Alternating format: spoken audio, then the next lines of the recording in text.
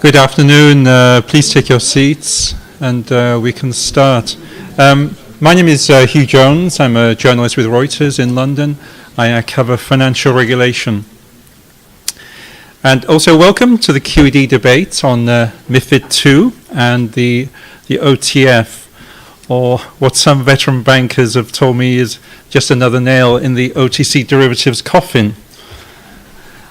Before getting into that in greater detail, perhaps I could look back a bit, a decade in fact. It was a different era then, and the euro had just been launched as the currency for trading shares across continental Europe. I remember the day very well.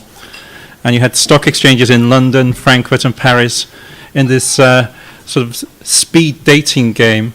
But there weren't any marriages at that time. But anyway, along came the Financial Services Action Plan. I don't know if you remember that. And we had the revision of the Investment Services Directive. I remember going along to some of the pre-proposal hearings covering them.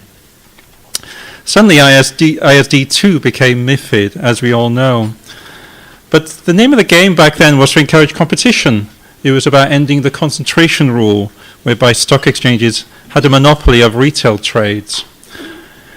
I think MiFID did suddenly work on the competition side. We had BATS, Chi-X, Turquoise, Equiduct, you name it.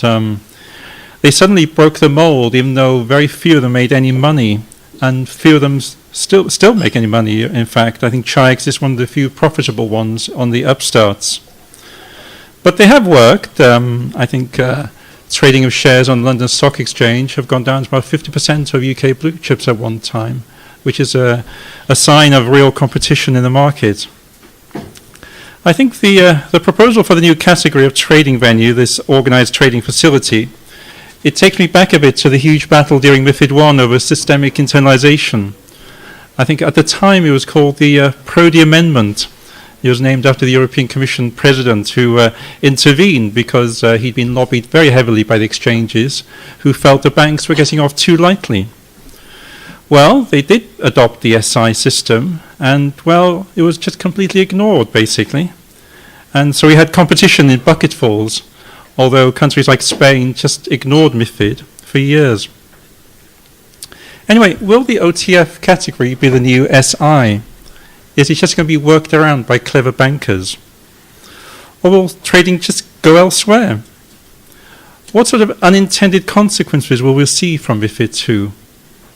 Competition brought fragmentation.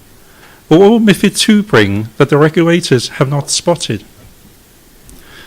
I remember when the OTF category was first mentioned, the banks were worried. They saw it as a result of early, well-organized lobbying by the exchanges, who want to take a direct hit at a 640 trillion OTC sector, which is just dominated by 14 banks.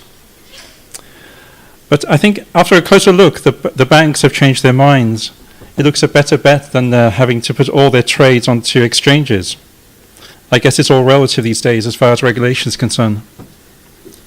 I think our panel of experts today should clarify some of these, give some insights into what the OTF will be. Indeed, if we ever will have an OTF, some in Parliament want to get rid of it.